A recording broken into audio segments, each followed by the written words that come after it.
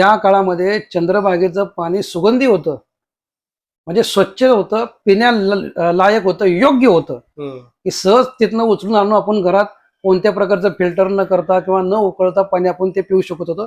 इतकं स्वच्छ आणि सुंदर होतं. आज परिस्थिती फार वेगळी आहे. स्त्री शिक्षणाचे आद्य जनिते जर कोण असेल तर नामदेव महाराज आहेत. बर जातीचे हे शिंपी विश्व जाणे त्यांनी प्रत्यक्ष सांगा ते जेवविले. जातीचा शिंपी आहे हे सगळं जग जाणतं आणि त्याच्याच ताटातलं हाय खातोय. त्या फळाचे पहिले चोपदार जर कोण होते ते चोखोबाळ आहे.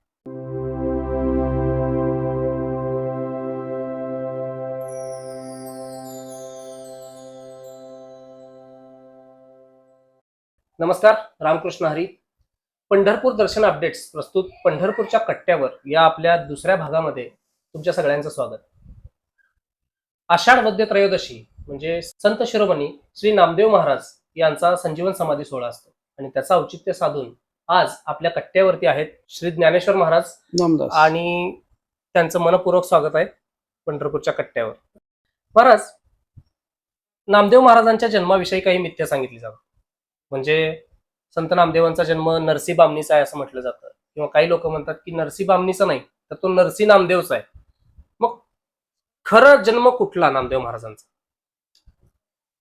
फार सुंदर प्रश्न आहे की नामदेव महाराजांचा जन्म नामदेवांच्या अभंगाच्या माध्यमातून जर आपण पाहिला, नामदेवांच्या वडिलांच्या माध्यमातून जर पाहिला तर तो पंढरपूरचाच आहे. जनाबाईंच्या अभंगातून जर पाहिला तरी तो पंढरपूरचाच आहे. तुम्हाला मी सप्रमाण सिद्ध करून दाखवून शकतो की नामदेव महाराजांचे पूर्वज नरसी, आता त्याला हल्ली नरसी नामदेव म्हणतात. नामदेव महाराजांच्या आधी फक्त नरसी होती. तर नामदेव नरसी का म्हणतात तर नामदेव महाराजांच्या नंतर त्याला नामदेव नरसी नाव लोक म्हणू लागले. त्याच्या आधी नामदेव महाराजांच्या पूर्वजांचा इतिहास जर आपण पाहिला तर यदुशेठ शिंपी म्हणजे रेळेकर, इथून नामदेव महाराजांच्या वारीची परंपरा आपल्याला पाहायला मिळते. नामदेवांच्या आधी 5-6 पिढ्या जवळजवळ. त्या पिढ्यामध्ये दामोशेट्टी नावाचे थोर भगवत भक्त पंढरीचे वारकरी झाले. संसारी असून नरसी गावी, नरसी याच गावात ते राहायचे. हल्ली हिंगोली जिल्ह्यामध्ये ते नरसी नावाचं गाव आहे आणि तिथं राहून शिंपी व्यवसाय जो आहे, कापड विकणे, शिवण करणे, बाजारहाट करणे, या गोष्टीत ते दंग होते. आणि पंढरीच्या वारीचा नेम त्यांच्या घरी होता. आषाढी कार्तिकेला पंढरपूरला यायचा असा नेम होता. त्यांचं गोनाई नावाच्या मुलीसंग लग्न झालं त्या काळामध्ये. आणि त्याही कोणी सामान्य नव्हत्या. सरिता सुकृताची संपन्न असलेली गोनाबाई आणि त्या आणि दामोशेट्टी या दोघांचा विवाह झाला. संसारमध्ये त्यांना आऊबाई नावाची कन्या झाली, मुलगी झाली पहिली. त्यानंतर मध्ये बराच गॅप पडला, म्हणजे अंतर निर्माण झालं. पुढं काही संतती लवकर झाली नाही. मुळात हे हरिभक्त आहेत आणि हरिभक्त असल्यामुळे त्यांना वाटलं आता एकच मुलगी आहे, आता बाकीचं संपूर्ण आयुष्य पांडुरंगाच्या चरणी आपण घालवावं. म्हणून हे तिघही म्हणजे दामोशेट्टी, गोनाबाई आणि त्यांची मुलगी आऊबाई लहान होती अगदी, आणि त्यांच्यासह पंढरीमध्ये आले. आज जिथं नामदेव महाराजांचं मंदिर आहे त्या ठिकाणी पंढरपुरामध्ये 3 टेकड्या प्रसिद्ध आहेत, म्हणजे उंचवट्याचे भाग. अख्ख्या पंढरपुरात जरी पाण्याचा महापुराचा वेढा पडला तर या 3 टेकड्यावरती अजूनही पाणी येत नाही. त्यातली पहिली नामदेवांची टेकडी, त्याला नामदेव टेकडी म्हणतात. दुसरी विठ्ठल टेकडी आणि तिसरी हरदास टेकडी असं नाव आहे. हे तिन्ही भाग उंचवट्यावरती आहेत. आपण जर मागच्या इतिहासामध्ये पाहिलं तर 56चा पूर एक महापूर येऊन गेला की ज्यावेळेस कोणत्या प्रकारची साधनं अशी नव्हती पुराला नियंत्रित करण्याची वगैरे अशी. त्या काळात फार मोठा पूर आलता.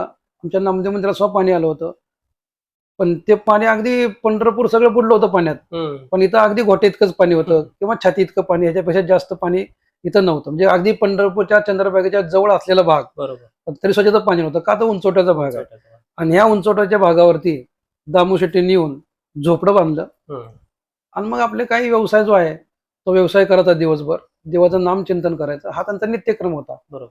दामोशेट्टी बाजाराला गेल्यानंतर त्यांच्या सौभाग्यवती गोनाबाई दिवसभर काय करणार बसून घरात, ते पांडुरंगाच्या मंदिरात जायचे. तासन तास पांडुरंगाच्या मंदिरात बसून देवाच्या समोर देवाला करुणा भावाने विनंती करायची की देवा, तुझी भक्ती करणारा, समाज प्रबोधन करणारा असा मुलगा मला पाहिजे आणि तुझ्या कृपेने तो होईल.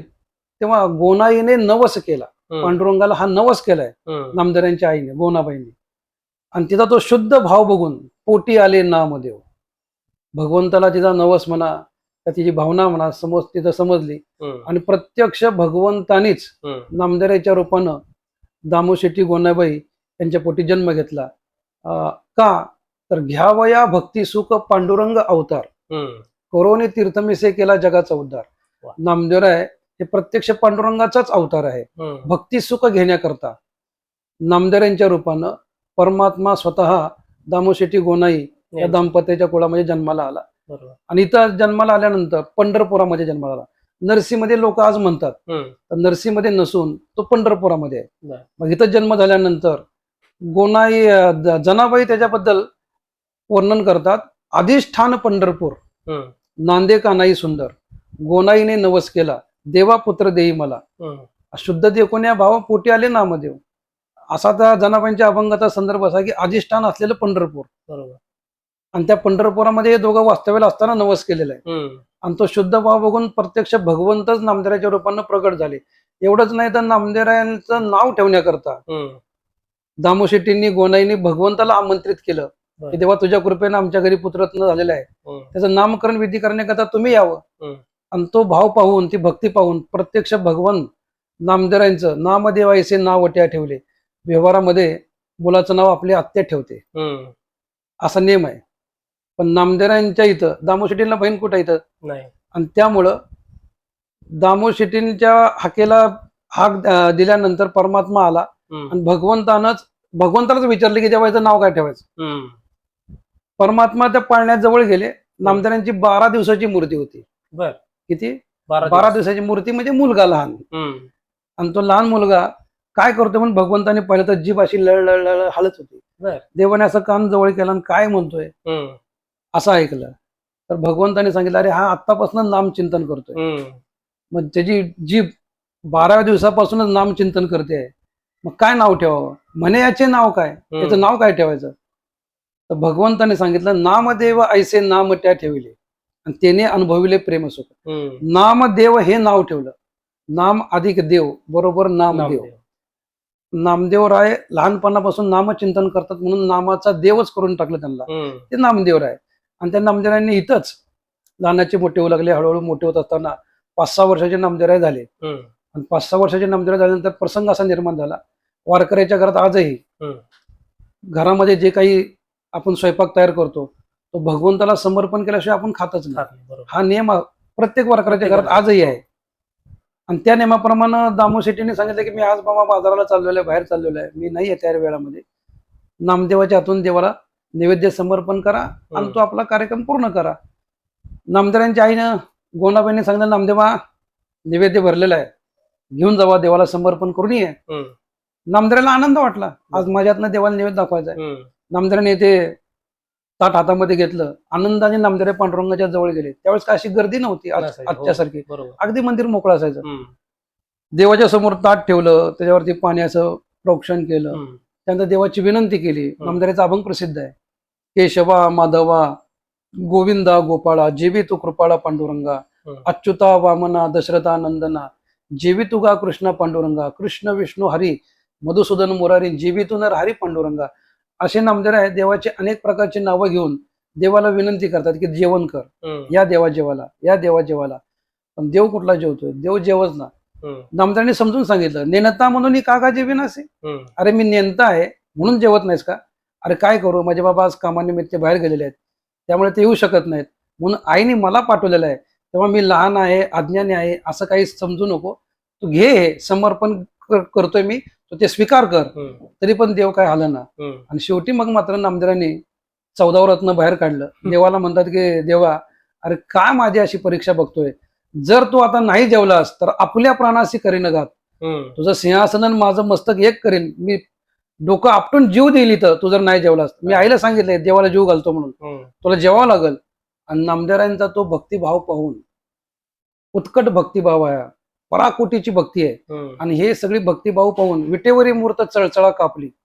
परमात्मा घाबरला, आता जर नाही जेवलो तर नामदेव बोलल्याप्रमाणे करणार. आणि मग पटकन तिथं प्रगट होऊन नामदेवांच्या बरोबर ते जेवण करायला देवानं सुरुवात केली. आणि जेवण केल्यानंतर तृप्त झाले देव. तोपर्यंत वेळ बराच निघून गेला होता. परत ते रिकामं ताट घेऊन नामदेवराय घरी आले. हम्म. आई वाट बघते, नामदेव गेला 1 तास झाला अजून कसा आला नाही. हम्म. इकडं कारण जोपर्यंत नैवेद्य घरी येत नाही तोपर्यंत बाकीचे कोण खात नाहीत. आणि मग नामदेवराय येताना पहिल्यांदा आईने विचारलं, नामदेवा अरे काय एवढा उशीर? हम्म. काय एवढा उशीर म्हणजे? अगं देव लवकर जेवच ना. हम्म. त्याला विनंती करून करून कंटाळलो. शेवटी देव कसा तरी मानला आणि मग प्रगट झाला आणि त्यानं खाल्लं. नामदेवांनी सांगितलं, देवाने नैवेद्य खाल्ला हम्म. आपल्या ताटातला. मग मला सांगा, नामदेवांच्या आईलाच खरं वाटतं ना, हम्म. अरे देव कुठे जेवतो का? हम्म. आपला नेम काय? देवाला वास हा. आणि आपल्याला घास.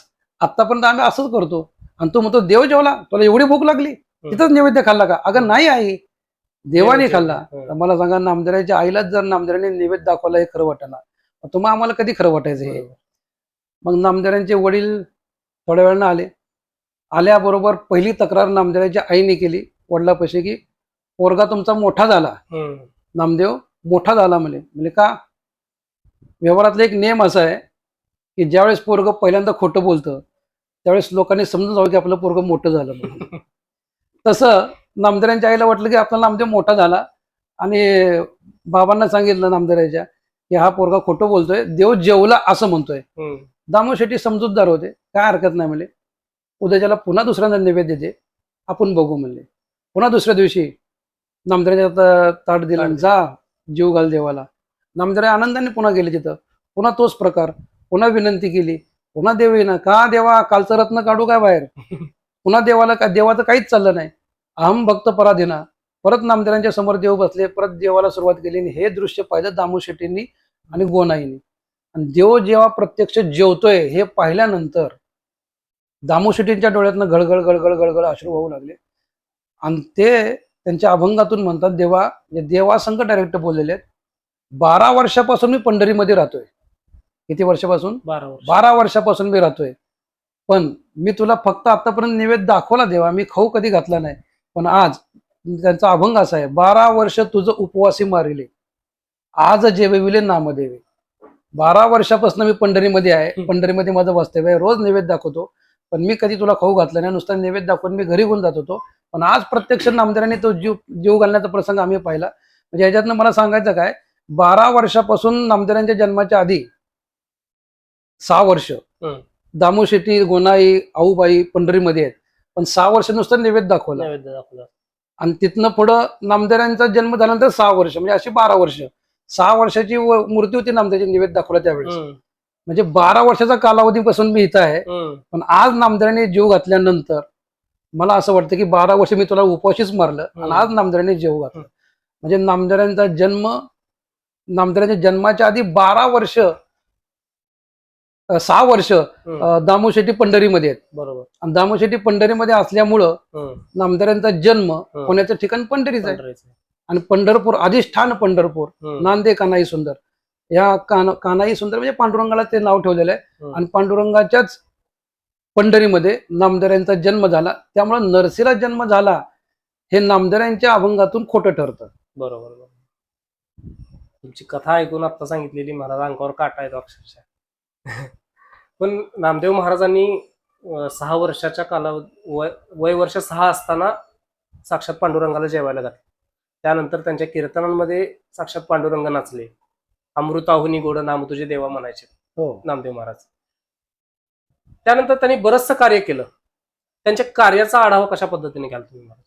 नामदेवांचा कार्याचा आढावा जर पाहिला तर नामदेवांचं व्यक्तिमत्व, ज्याला आजच्या भाषेमध्ये ऑलराऊंडर म्हणतात, ज्याला अष्टपैलुत्व आपण म्हणतो, अष्टपैलुत्व जीवनचरित्र नामदेवांचं आपल्याला पाहायला मिळतं.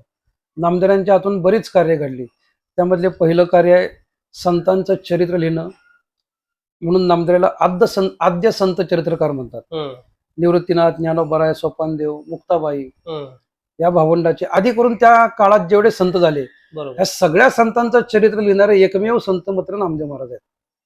जर नामदेवांनी ते चरित्र लिहिलंच नसतं, संत चरित्र, तर आज आपल्याला हे संत कोण हे कळलं सुद्धा नसतं. बरोबर. निवृत्तीनाथ, ज्ञानोबा आदी भावंड ह्या सगळ्यांचं त्यांच्या जन्माच्या आधीपासूनचा इतिहास, समाधीपर्यंतचा इतिहास संपूर्ण नामदेवांनी आपल्या अभंगाच्या माध्यमातून लिहिलेला आहे. म्हणजे आद्य संत चरित्रकार नामदेव महाराज. दुसरा आहे स्त्री शिक्षणाचे आद्य जनिते जर कोण असेल तर नामदेव महाराज आहेत. बर.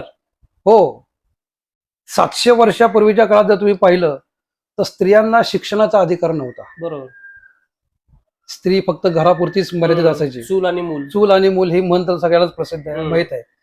त्याच्यापेक्षा जास्त तिच्याकडनं कार्य कोणतं होऊ शकत नव्हतं, बरोबर. म्हणजे करून घेत नव्हते. मग ते नामदेवांनी पाहिलं की स्त्री जर शिकली तर किती मोठी क्रांती होईल, केवढी मोठी प्रगती होईल. आज आपली घोषणा आहे, मुलगी शिकली प्रगती झाली. पण हे 700 वर्षापूर्वी नामदेव महाराजांनी जाणलं. आणि नामदेव महाराजांनी त्या काळामध्ये जनाबाईंना लिहायला वाचायला शिकवलं. बर. जनाबाईंचा एक अभंग बी आहे, बाई मी लिहिणे शिकले सद्गुरू रायापाशी. जनाबाईंचे सद्गुरू कोण? नामदेव महाराज. नामदेव महाराजांकडे जनाबाई शिकल्या. बरं, त्या काळामध्ये अजून एक क्रांती झालेली आहे. नामदेवरायांच्या घरामध्ये एकूण 14 आणि जनाबाई 15 अशी 15 माणसं होती. आणि 15च्या 15 माणसं साक्षर आहेत. अरे वा. त्या काळामध्ये 700 वर्षापूर्वीच्या काळात. आज एखादं घर संपूर्ण साक्षर विशेष वाटत नाही, पण त्या काळामध्ये स्त्रिया आणि मुलीसह नामदेवांचं संपूर्ण घर साक्षर आहे. कारण त्या सगळ्या माणसांचे अभंग आपल्याला पाहायला मिळतात. नामदेवांचे वडिलांचे अभंग आहेत, नामदेवांच्या आईचे अभंग आहेत, नामदेवांच्या बहिणीचे अभंग आहेत, नामदेवांच्या मुलांचे अभंग आहेत, नामदेवांच्या सुनांचे अभंग आहेत, नामदेवांच्या मुलीचे अभंग आहेत. आणि ह्या सगळ्या गोष्टी त्या काळामध्ये नामदेवांनी आपल्या घराकडून करून घेतलेल्या आहेत. नामदेवांचा अभंग लिहिण्याचा प्रसंग सगळ्यांना माहित आहे. शतकोटी तुझे करीन अभंग ही नामदेवांची प्रतिज्ञा होती. देव म्हणजे नामदेवा 100 कोट आहेत. आणि 100 कोट संख्या तुला माहित आहे का किती आहे? आणि एवढी संख्या अभंग करणार आहेस तू. हा इतिहास थोडा तर मी आता मध्ये आला म्हणून तुम्हाला सांगतो. अभंग लिहिण्याचं कारण काय घडलं की चंद्रभागे तिरी ऐकलेल्या गोष्टी. नामदेव महाराज चंद्रभागेला गेले असताना चंद्रभागेच्या तीरावरती उत्तर हिंदुस्थानातून काही साधू मंडळी आली होती. आणि त्या साधू मंडळींमध्ये चर्चा चालली असलेली ती चर्चा नामदेवांनी ऐकली. की त्या चर्चेमध्ये असा प्रसंग होता की कोणी त्या चर्चेमध्ये असा विषय काढला की वाल्मिक नावाचे कवी होऊन गेले आणि त्यांनी 100 कोट श्लोकाचं रामायण नावाचा ग्रंथ लिहिला. आणि हे नामदेवांनी ऐकलं की वाल्मिकाने जर 100 कोटी श्लोकाचा रामायण नावाचा ग्रंथ लिहिला तर मी माझ्या पांडुरंगाचे 100 कोट अभंग का करू नये. म्हणून नामदेवांनी ताबडतोब चंद्रभागेच्या काठावरच प्रतिज्ञा केली, शतकोटी तुझे करीन अभंग. 100 कोट अभंग देवा तुझे मी करेन. देवाला सांगितलं. देवाने 100 कोट अभंग म्हटल्यावर देवाने नामदेवाच्या तोंडावरती हात ठेवला असा. अरे थांब थांब थांब थांब नामदेवा, काय बोलतोयस? अरे 100 कोट अभंग आणि या कलियुगामध्ये तो ग्रंथ लिहिला. ते राम जन्माच्या आधीचा प्रसंग आहे, त्रेतायुगाचा आधीचा प्रसंग आहे. कारण रामाचा जन्म रामायणानंतर झालेला आहे. बरोबर. म्हणजे थोडक्यात आधी स्क्रिप्ट सगळी तयार झाली आणि नंतर जसं जे आपण पिक्चर तयार करतो तसं रामाच्या आधी, राम जन्माच्या आधी रामायण लिहिलं गेलेलं आहे. आणि मग बोलीला वाल्मिक तैसेची करीन वर्तोनी दावीन नामा म्हणे. नामदेव सांगतात की जसं वाल्मिक रामायणामध्ये बोलले तसंच प्रभू रामचंद्राला वागावं लागलं. त्यामध्ये मनाच्या कोणत्याही गोष्टी रामाला करता आलेल्या नाहीत. त्या काळात एकेकाला आयुष्य भरपूर होतं. पण कलियुगात जर पाहिलं तर आताची अवधी थोडी होती. तयवेळी होती आयुष्याची वृद्धी. देव सांगतात नामदेवाला, अरे त्या काळात आयुष्य वृद्धी होती बाबा, भरपूर आयुष्य होतं. पण आता मात्र आयुष्य फार कमी आहे. कलियुगामध्ये किती आहे? 100 वर्षाची गणना, 100 वर्षाची गणना आहे. त्यातून सुद्धा तुझं 10-15 वर्षाचं आयुष्य तुझं इकडे इकडे निघून गेलेलं आहे. आणि एवढ्या राहिलेल्या आयुष्यामध्ये कसं काय माझे अभंग एवढे 100 कोट करू शकतो मला ते काय माहित नाही. आणि जर नाही झाले पूर्ण माझ्या हातून तर जीवावतीने तुझं पुढे मी ते जीप कापून ठेवेन. हे नामदेवांची प्रतिज्ञा आहे. देव म्हणतात हा हट्टी आहे. नामदेव सगळ्या भक्तांमध्ये हट्टी, आणि ते सगळे हट्ट भगवंताने पूर्ण करावे. कितीतरी हट्ट, त्याच्याबद्दल मी तुम्हाला स्वतंत्र विषय आपला निर्माण होईल, मोठा विषय निर्माण होईल. इतके हट्ट. नामा म्हणे माझे बहु लळे पुरविले आणि काही देखेनं पावले विटेवरी. बहु लळे, बहु म्हणजे कितीतरी, अनेक माझे हट्ट देवाने पूर्ण केलेले आहेत. एक छोटासा प्रसंग सांगतो या गोष्ट की एक द्वादशीचा प्रसंग आहे. आज द्वादशी आहे म्हणून तुम्हाला सांगतो मी आजचा दिवसाचा. एक दिवशी नामदेव महाराज पांडुरंगाला जेवणासाठी आमंत्रण देण्याकरता गेले. रुक्माबाई माता जवळ होत्या देवाच्या. नामदेव गेले, पांडुरंगाच्या पाया पडले, सांगितलं, ओ देवा, उद्या द्वादशी आहे, आमच्या घरी जेवायला या. अहोजी दातारा विनंती अवतारा. हो दातार, तुम्ही माझी विनंती ऐकून घ्या. म्हणजे काय, तुम्ही यावे घरात जेवणास भोजनासी. माझ्या घरी जेवणाला भोजनाला तुम्ही या, असं आमंत्रण दिलं. तेवढ्यात रुक्मिणी माता जवळ होती. रुक्मिणी मातेने नामदेवाचा हात धरला. नामदेवा, अरे पांडुरंगाला सांगितलं, मला नाही सांगणार? अहो थांबा थांबा, आई तुमच्याकडे यायचंय म्हणले मला, अजून 2 मिनिट थांबा. म्हणजे काय, तुम्ही नुसतं यायचं नाही.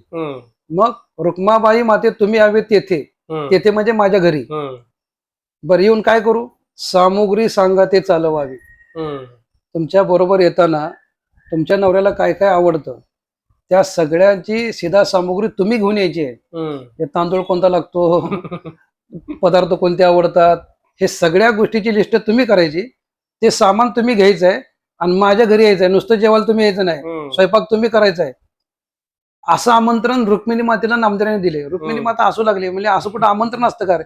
मला जेवायला बोलतो ना, आम्हीच सामान घेऊन यायचं आणि आम्हीच करायचं? हो म्हणजे तुम्ही. मग तू काय करणार? मी काय करेल? सडा संमार्जन हे माझे करणे. मी दारामध्ये चांगला सडा टाकेन, छान रांगोळी काढेन, घर स्वच्छ करून ठेवेन. अजून काय करशील? उदक भरीन सुगंधेसी, चंद्रभागेचं सुगंधी उदक. ह्यावरती फार मोठं वक्तव्य करता येईल मला, पण वेळ थोडा आपल्याकडे कमी आहे. त्या काळामध्ये चंद्रभागेचं पाणी सुगंधी होतं, म्हणजे स्वच्छ होतं, पिण्या लायक होतं, योग्य होतं, की सहज तिथनं उचलून आणून आपण घरात कोणत्या प्रकारचं फिल्टर न करता किंवा न उकळता पाणी आपण ते पिऊ शकत होतो. इतकं स्वच्छ आणि सुंदर होतं. आज परिस्थिती फार वेगळी आहे, त्याच्यात स्वतंत्र विषय निर्माण होईल. पण त्या काळामध्ये आतापर्यंत 2000 सालापर्यंत आपण चंद्रभागेचं पाणी डायरेक्ट पित होतो. पण आज काय आपलं दुर्दैव आहे सगळ्यांचं, की तीर्थांच्या बाबतीमध्ये सरकारी थोडस दुर्लक्ष करतंय, आपण बी ते दुर्लक्ष करतोय. हा प्रसंग आला ओघात म्हणून तुम्हाला बोललो मी. पण त्या स्वच्छ पाणी असलेलं नामदेव म्हणतात मी घेऊन येईल, डेरे रांजण जे काय असेल ते भरून ठेवेल आणि तुम्ही या स्वयंपाक करा. बरं, स्वयंपाक करताना फक्त तुमच्या दोघापुरता सीधा सामुग्री आणू नका. माझ्या घरी 15 माणसं आहेत. बरोबर. मग काय करा? नामा म्हणे देवा तुमचे तुम्ही जेवा, प्रसाद हा ठेवा सेवक असे. तुम्ही तर जेवायचंच आहे, तुम्ही तृप्त होईपर्यंत जेवायचं आहे आणि त्यानंतर आम्ही तृप्त येईल इतका प्रसाद ठेवा. ते 15 माणसांना पुरेल इतकी सीधा सामुग्री घेऊन या. हा हट्ट नामदेवाचा देवाने सगळे पूर्ण केलेले आहेत. कितीतरी हट्ट, काय देव नामदेवा करता काय केलं नाही देवाने. रुक्माई म्हणे या नामयाच्या चाडे, अनंत पवाडे केले देवे. त्या नामदेवाच्या आवडी करता देवाने कितीतरी. आता एक प्रसंग त्यामध्ये ओघामध्ये येतो आणि तो सांगणं गरजेचं बी आहे. प्रसंग असा झाला होता की नामदेवराय ज्ञानोबराय संघ तीर्थयात्रा करून आले होते आणि तीर्थयात्रा करून आल्यानंतर एक आपल्या म्हणजे असा प्रघात आहे की तीर्थयात्रा केल्यानंतर गंगा पूजन करायचं, ज्याला माउंद म्हणतो आपण. बरोबर. नामदेवाला देव म्हणतात की नामदेवा तीर्थयात्रा करून आलेला आहेस आणि त्याचं उद्यापन कर. क्षेत्रवासी भावे पूजावे ब्राह्मण, क्षेत्रवासातले ब्राह्मण त्याचं पूजन कर, त्यांना जीव घाल, वैष्णवांना जीव घाल, हरिभक्तांना जीव घाल, हे सांगितलं सगळं. नामदेव काहीच बोलले नाहीत. रुक्मिणी मातेने पाहिलं. रुक्मिणी माता देवापाशी गेल्याने देवाचा हात धरला. म्हणजे देवा तुम्ही नामदेवाला सांगताय, मागचा प्रसंग माहित नाही. द्वादशीला त्यांना जेवायला बोलवलं, आपल्याला शेतात सामुग्री घेऊन यायला लावलं, त्यांच्याकरता सुद्धा आपणच केलं आणि आता तुम्ही गावातली ब्राह्मण मंडळी वैष्णव मंडळी जीव घाला म्हणताय, कसं शक्य आहे? मग काय करू? आपल्या दासाचा संभ्रम सोहळा करणे हे गोपाळा बिरीत तुमचे. आपल्या दासाचा सगळा सोहळा, त्याचे सगळे मनोरथ पूर्ण करण्याचं काम तुमचं आहे. बरं, मग नामदेव आमंत्रण सांगल, पण सगळी सीधा सामुग्री जे काय लागल त्या सगळ्या गोष्टी तयारी तुम्ही करायची. आणि मग नामदेव करता देवाने कबूल केलं. ठीक आहे. मग नामदेवाच्या बरोबर देव गावामध्ये ब्राह्मणांना वैष्णवांना आमंत्रण देण्याकरता नामदेवाच्या बरोबर गेले. गावातल्या ब्राह्मणाकडे गेले असताना क्षेत्रवासात राहणारे ब्राह्मणाकडे पांडुरंग परमात्मा स्वतः आहे, नामदेव बरोबर आहेत. नामदेवाच्या पाठीमागे परमात्मा चालतोय. त्याच्या पाठीमागेही बरंच मोठं कारण आहे का चालतो. तर नामयाच्या पाठी चाले केशीराज, लागावया रज चरणाची. नामदेवाच्या चरणाची माती आपल्या अंगावरती पडावी ही देवाची भावना आहे आणि त्या भावनेने नामदेवाच्या पाठीमागे परमात्मा चालतोय प्रत्येकाच्या घरी जाताना. आणि ज्या ज्या ब्राह्मणाच्या घरी देव जायचे, वैष्णवांच्या घरी जायचे, ब्राह्मणाच्या घरी गेल्यानंतर नामदेवाला ओळखत होते. बरोबर. या या काय काम काढलं? काय नाही, मी तीर्थयात्रा करून आलेलो आहे, माऊंद्याचा प्रसंग आहे, तुम्ही जेवायला या. असं मग हा माझा यजमान आहे. हे कोण आहेत? बरोबर, हे यजमान आहे. यजमान आहेत का तुमचे? वा वा वा. काय नाव तुमचं? त्यांनी सांगायचं माझं नाव अनंत आहे. देव म्हणतो माझं नाव अनंत. नाव विचारलं अनंत आहे. अरे वा, दिसाला तेजपुंज होता, नकशिकांत डागडागिने येते अंगावरती. कोण आहे? आता पण बघितलं नाही. राहता कुठं तुम्ही? देवाला विचारतात राहता कुठं. हम्म. मग देव सांगतो बिडार तरी असे राऊळा भेतरी. अहो मी देवळातच राहतो. देवळात राहता हो. आतापर्यंत दिसला नाही. हम्म. नाही दिसलो. नाही दिसलो. देव म्हणजे ठीक आहे नाही दिसलो त्याला मी काय करणार म्हणले. हम्म. मग हे सगळे आमंत्रण देऊन घरी आले. रुक्मिणी माता समोर आली. चरण प्रक्षाळ्या रुक्मादेवी आली. हम्म. जुन्या काळातली संस्कृती आपली आहे की मालक पती बाहेर न आले हम्म. की बायकोनं पटकन पुढे यायचं, हातामध्ये पाणीचा तांब्या द्यायचा, हातपाय धुवून घरामध्ये घेण्याची संस्कृती आपली होती त्या काळामध्ये. दिली तर देव थोडेसे उदास दिसले हम्म. रुक्मिणी मातेला. रुक्मिणी मातेने विचारलं का हो काय झालं म्हणले. काय सांगू म्हणजे रुक्मिणी, ह्या नामदाऱ्या कथा सगळ्याच्या घरात मी गेलो, लोकांनी मला नाव विचारलं, नाव सांगितलं, माझं नाव अनंत आहे, कुठं राहतो, देवळात राहतो म्हणून सांगितलं, तरी सुद्धा मला ओळखलं नाही. म्हणले का ओळखलं नसेल मला, इतकी ओळख करून देऊन त्यांच्या समोर उभं राहून तरी त्यांनी मला ओळखलं नाही. आणि मग रुक्मिणी मध्ये हे शब्द आहेत तिथं कसे ओळखतील. कर्मठ अभिमानी नोळखती मज देव म्हणतात, देखून या चोज वाटे त्यांची. विद्या वय जाती कुळाचा अभिमान आणि त्या कैसे चरण प्राप्त तुमचे. देवा सगळ्या तुमचे चरण कसे प्राप्त होणार. विद्येचा वयेचा जातीचा कुळाचा ज्याला अभिमान आहे, जिथं अभिमान आहे त्याला तुमचे चरण प्राप्त होणं शक्यच नाही. राहू दे पण नामयाच्या प्रसंगी घडली सेवा. उलट देव म्हणतो की यांची सेवा नामदाऱ्यामुळे मला घडली हा प्रसंग. आणि मग ते मौंद घालण्याचा प्रसंग केला. तिथं काय काय थाट होता फार. त्या तुम्ही तीर्थावळी वाचा नामदाऱ्याच्या अभंगामध्ये फार सुंदर वर्णन केलेलं आहे. कोणते कोणते पदार्थ होते, कसे होते, किती होते. आता त्यात बऱ्याच गोष्टी आहेत, तेवढं सगळं सांगणं ते शक्य नाही. आणि जर ऐकायचं असेल तर आमच्या तर तीर्थावळी सुरू होते आता या उद्यापासून, अमावस्यापासून ते श्रावण महिन्याच्या द्वादशीपर्यंत तीर्थावळीचा ग्रंथ चालतो. त्यामध्ये संपूर्ण इतिहास विस्ताराने सांगितला जातो.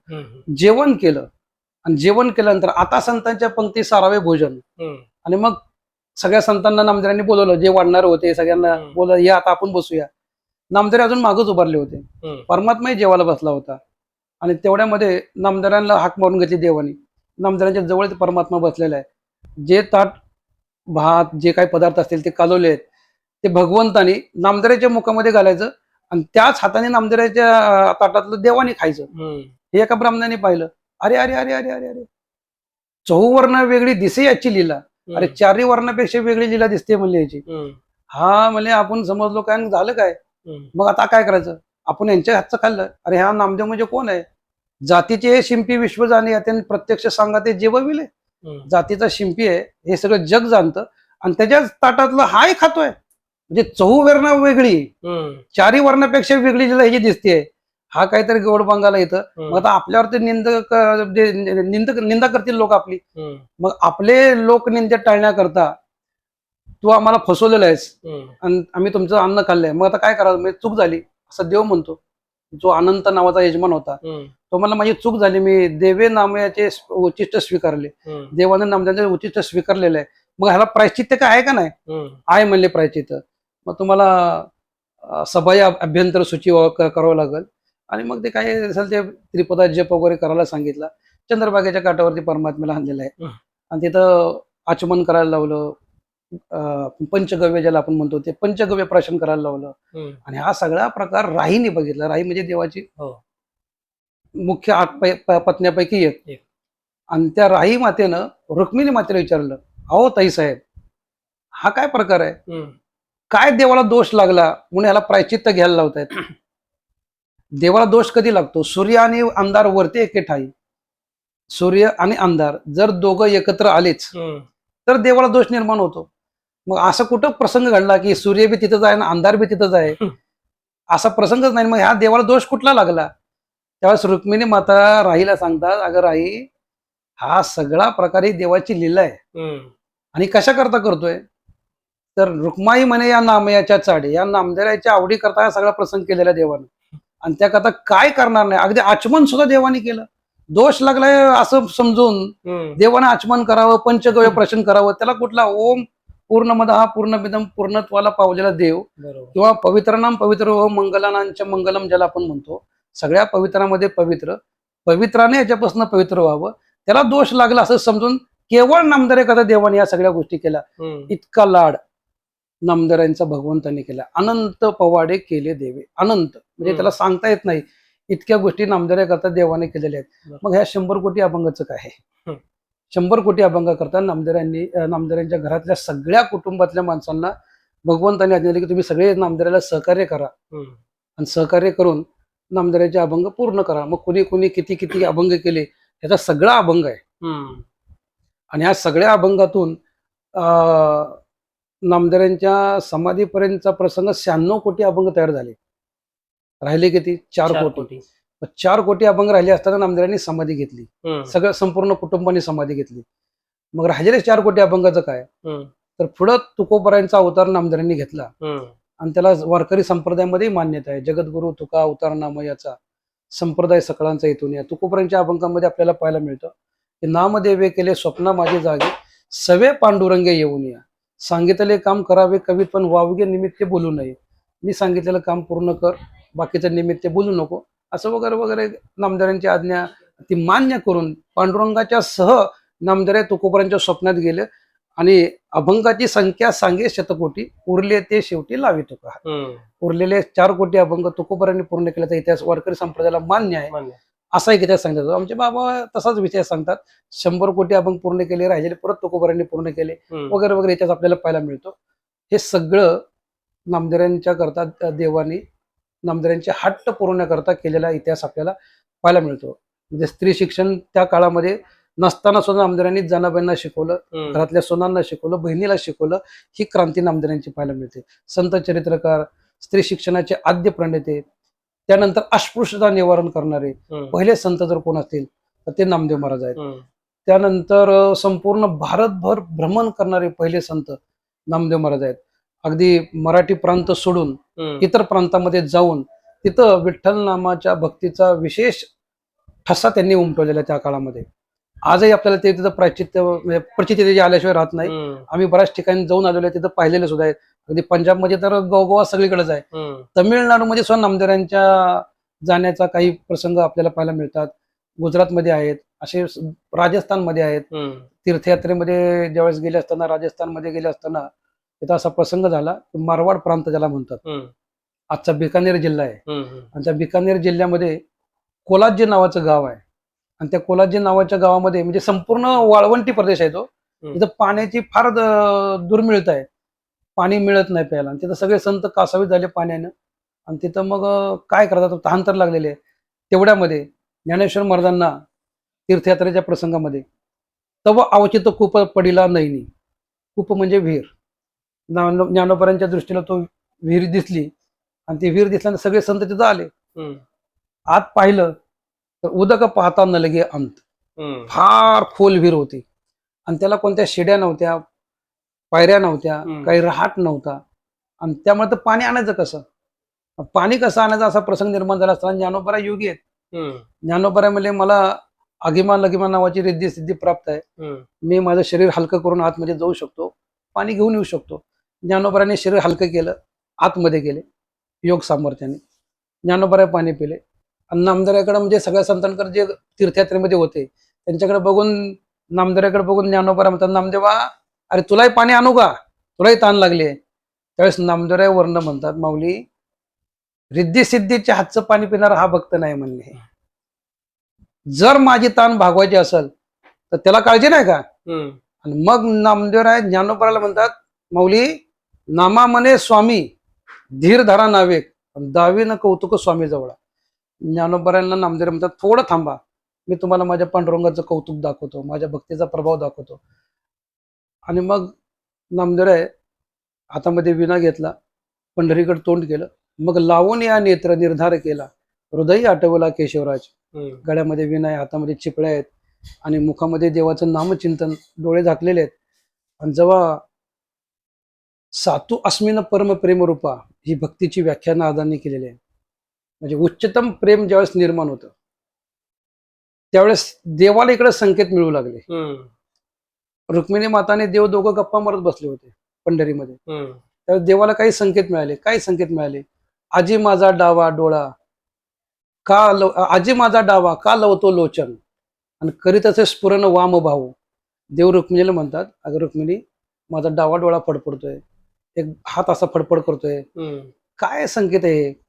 आणि मग ते कोणता भक्त असा संकटात आहे की जो माझा स्मरण करतोय, धावा करतोय.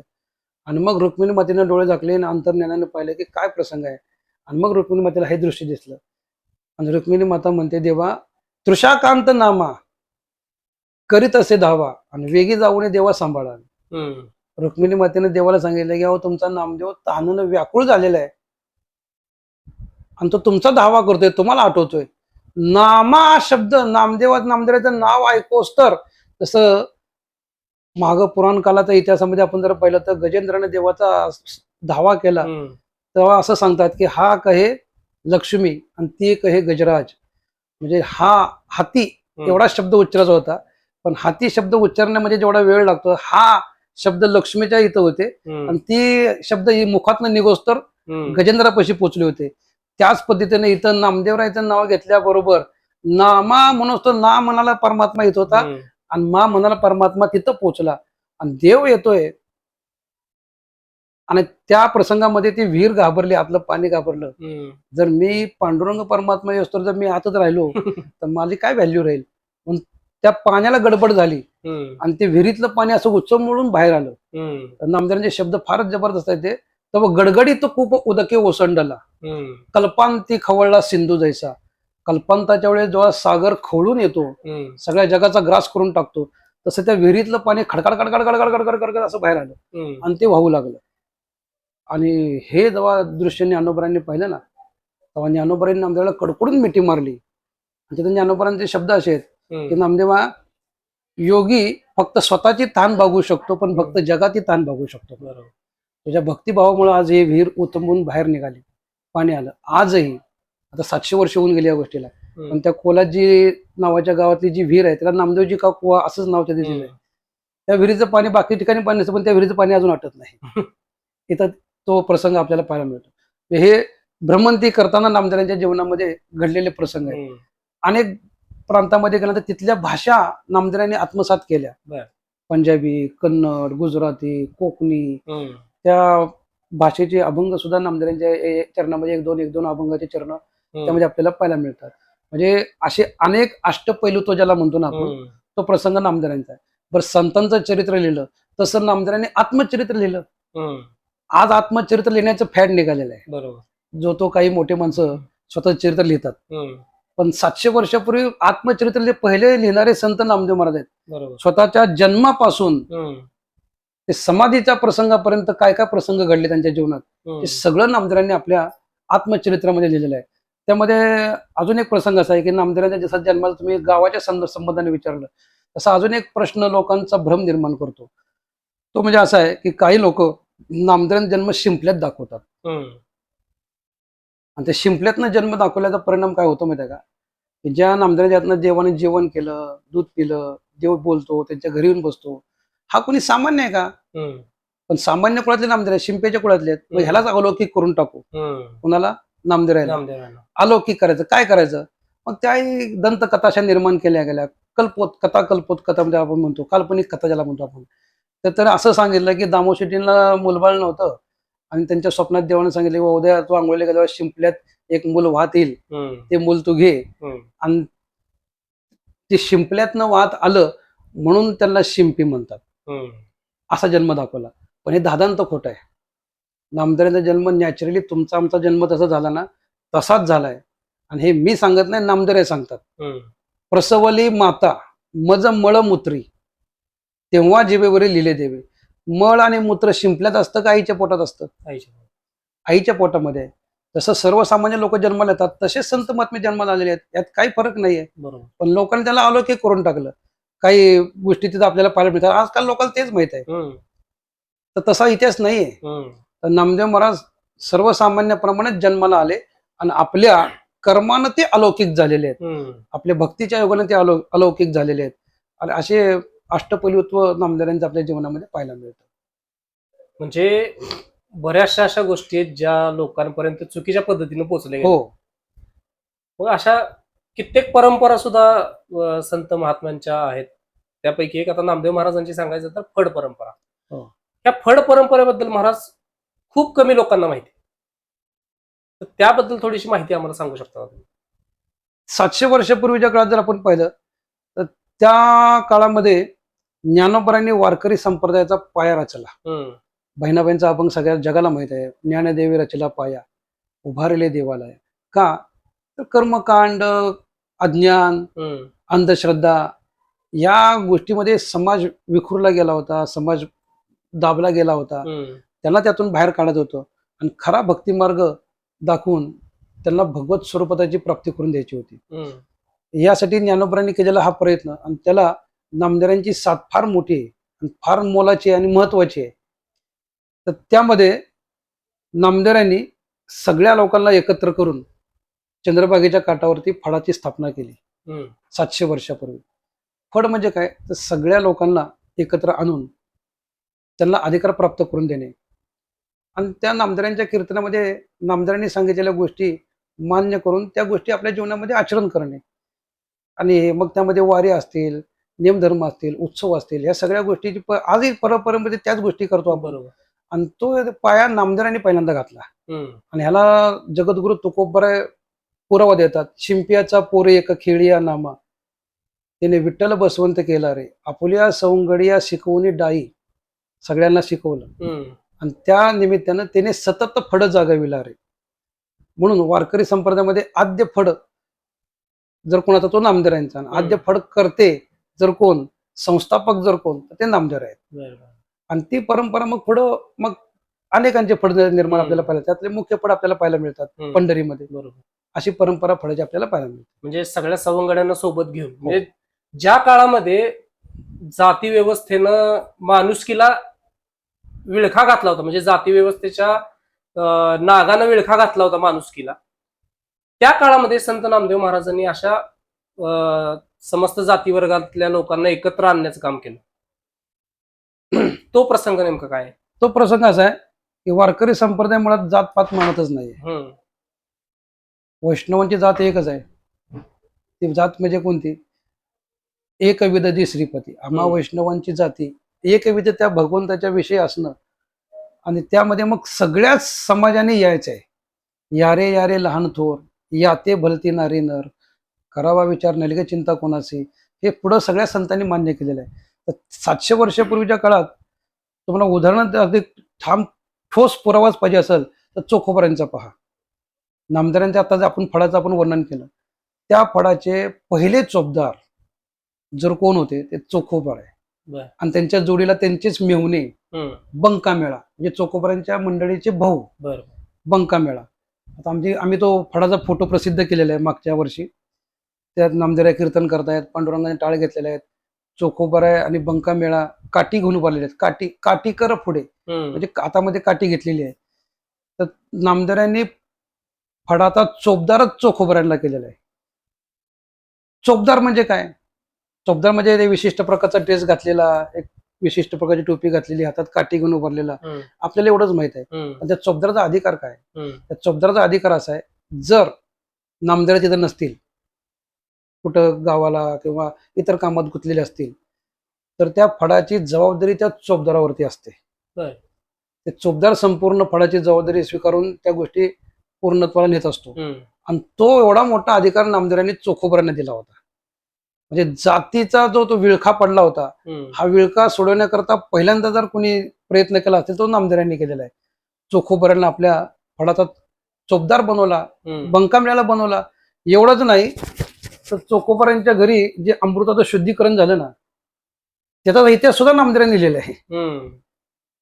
म्हणजे जातीपाती न मानणारा जर पहिला पंथ कोणता असेल तर तो वारकरी संप्रदायाचा आहे. आणि त्या काळात मग तुम्हाला बघायला सांगितलं, स्त्री शिक्षण आहे, जाती व्यवस्था आहे, आणि ह्या सगळ्या भेद जो होता तो भेद संपूर्ण नाहीसा करून सगळ्यांना एकत्र आणून सगळ्यांचा अधिकार एकच आहे. विष्णुमय जग वैष्णवांचा धर्म, भेद भ्रम अमंगळ, हे संत फक्त बोलत नाही तर करून दाखवतात. ते नामदेवांनी करून दाखवलं. आणि चोखोबरांच्या घरी देवासह सगळ्याला जेवायला नेलं नामदेवांनी. चोखोबरांचे श्रीगुरु नामदेव आहेत. वारकरी संप्रदायाची दीक्षा हरिजनाला देण्याचं पहिलं कार्य जर कोणी केलं असेल तर नामदेवांनी केलेलं आहे. त्या काळामध्ये की ज्या काळात ज्यांना कुठं घरात येऊन देत नव्हते किंवा कुठं समाजामध्ये स्थान नव्हतं, अशा काळामध्ये वारकरी संप्रदायाची दीक्षा देणारे पहिले जर श्री गुरु असतील तर ते नामदेव आहेत. चोखोबरांना दिली. चोखोबरा सुद्धा म्हणतात, चोखांमध्ये माझी नामदेव माऊली. नामदेवांच्या बद्दल त्यांचे अभंग आपल्याला पाहायला मिळतात. नामयाचा हात चोखोबाचे शिरी, चोखोबाच्या डोक्यावरती हात ठेवून त्यांना आपल्या संप्रदायामध्ये घेतलं. म्हणजे जातीपात संपूर्ण भेद हा नष्ट करण्याचं पहिलं कार्याची सुरुवातच नामदेवांनी केलेली आहे. आणि तिथून चोखोबारांचं स्थान वारकऱ्यामध्ये अगदी, आणि चोखोबारांच्या बाबतीत देव सुद्धा म्हणतो, आज तुमच्या आमच्या घरात कुळधर्म आहे. कोणाच्या घरी खंडोबादा असेल, कोणा ज्योतिबादा असेल, कोणाचा तुळजापूर आहे, कोणाचा अंबाबाई, कुलदेव देवती देवता आपण सगळ्याच्या घरामध्ये आहे, आपल्याला पाहायला मिळतं. तसं देवाचंही घर आहे. देवाच्या घराचा कुलाचार काय, देवाचा कुलदेव कोण आहे, तर भगवान स्वतः सांगतात, चोखा माझा भाव, चोखा माझा देव, कुलधर्म देव चोखा माझा. चोखा माझा भाव, चोखा माझा जीव, आणि कुलधर्म देव चोखा माझा. चोखोबार आहे हे भगवंताचं कुलधर्म आहे वारकरी संप्रदाया दृष्टीनं. आणि ह्याला पुरावा जनाबाईंच्या अभंगातून आपल्याला पाहायला मिळतो. असा प्रसंग त्या काळात जाती व्यवस्थेचा नामदेवांनी हाणून पाडला आणि सगळ्याच जाती धर्माला एकत्र करून वारकरी संप्रदायाचा विस्तार बहुअंगानं केला नामदेवांनी. नामदेव महाराजांचे अभंग ऐकण्यासाठी साक्षात पांडुरंग यायचा. आज आपलं भाग्य तेवढं मोठं नाही की आपण नामदेव महाराजांचे कीर्तन अभंग त्यांच्या तोंडून ऐकू शकू, पण आम्हाला तुमच्या तोंडून ऐकायला एखादं पद आवडेल. नामदेवांच्या अभंगाच्या बाबतीत तुम्हाला सांगतो, नामदेवांचे अभंग असे आहेत ज्याचं वर्णन ज्ञानोबांनी केलेलं आहे. सिंधुहुनी सुरस, सिंधुहुनी खोल, सुरस तुझे बोल, आणि नित्य नवी ओल आनंदाची. ज्ञानेश्वर महाराज, आणि ज्यांना ज्ञान चक्रवर्ती म्हटलं जातं, कैवल्य साम्राज्य चक्रवर्ती ज्यांना म्हटलं जातं, ज्ञानेंचे शिरोमणी म्हटलं जातं, त्या ज्ञानोबांनी नामदेवांचे अभंग वाचले असताना नामदेवांच्या अभंगाला आणि नामदेवांनाही ज्ञानोबांनी नामदेवांना भक्तराज ही पदवी दिलेली आहे.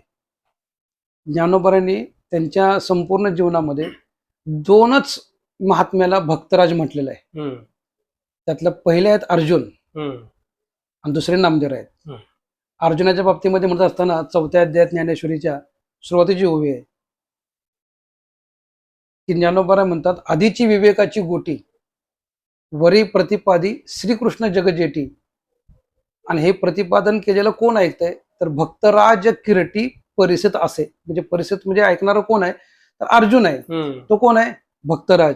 आणि इकडे दुसऱ्यांदा पदवी दिली नामदेवांना. ज्ञानदेव म्हणे भला भक्तराज, कळले गुज गोप्य सर्व तुझे. तू भक्तराज आहेस. म्हणजे एक अर्जुनाला आणि दुसरी नामदेवांना भक्तराजा, भक्तराज ही पदवी ज्ञानोबांनी दिलेली आहे.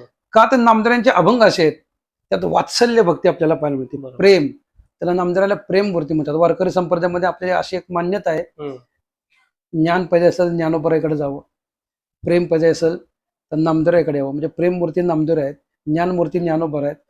त्यानंतर शांती ब्रह्म ज्याला म्हटलं जातं, शांतीची मूर्ती एकनाथ महाराज आहेत. आणि वैराग्याची धगधगी ज्वाळा जर कोण असतील तर ते जगद्गुरु तुकोबार आहेत. अशा आपल्या वारकरी संप्रदायामध्ये मान्यता असलेल्या व्याख्या आपल्याला पाहायला मिळतात. तर नामदेव हे प्रेम. नामदेवाचे सगळे अभंग पहा, त्यात एकाही अभंगामध्ये तुम्हाला असं कुणाला रागावून बोलले, कुणाला असं धावून बोलले असं आपल्याला पाहायला मिळणार नाही. एकदम अशी नित्य नवी ओल आनंदाची, नूतन असं वाटतं, रोज नूतन.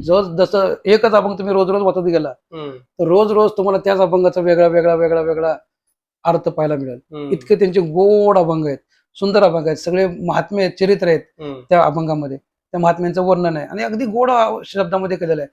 नामदेवांचे शिष्य परिसा भागवत, परिसा भागवत आणि नामदेवांच्या अभंगाबद्दल एक सुंदर व्याख्या केलेली आहे, कल्पना केलेली आहे की दुधावरील साय ते मी वरणू काय, तैसे गाणे गाय नामदेव. परिसा भागवतांचा अभंग आहे. परिसा भागवत म्हणतात, दूध मुळात दूधच पवित्र आहे आणि ते गोड आहे. गोड असलेलं दूध, पवित्र असलेलं दूध, ते दूध तापवल्यानंतर त्या दुधाला जी साय येते ना, आता ही 700 वर्षापूर्वीचा दृष्टांत आहे. त्या काळामध्ये भांडी मडक्याची असायची, जास्त करून मातीची भांडी असायची, प्युअर दूध असायचं. आजचं भेसळयुक्त दूध आपल्याला पाहायला मिळत नव्हतं, जर्सी तर नव्हताच हा प्रकार. शुद्ध दूध, चांगल्या गाईचं दूध म्हणजे देशी गाईचं दूध.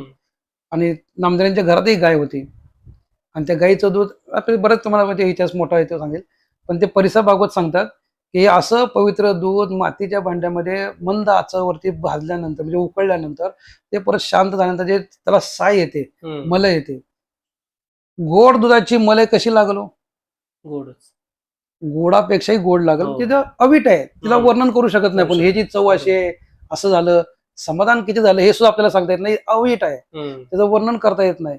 तैसे गाणे गाय नामदेव. नामदेवाचे अभंग त्या साई सारखे आहेत. हम्म. की जसं साईचं वर्णन करता येत नाही, साई कितीतरी खाली तर तृप्ती होत नाही, बरोबर.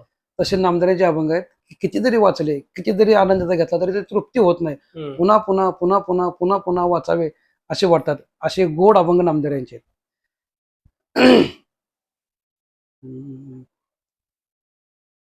पंढरीचा वास चंद्रभागे स्नान, चंद्रभागे स्नान, आनिक दर्शन विठोबाचे, आनिक दर्शन विठोबाचे. हेची मजा घडो जन्मोजन्मांतरी, जन्मोजन्मांतरी. मागणे श्रीहारी नाही तुझे, मागणे श्रीहारी नाही तुझे. हेची मजा घडो जन्मोजन्मांतरी, जन्मोजन्मांतरी. क्या बात है. रामकृष्ण हरी.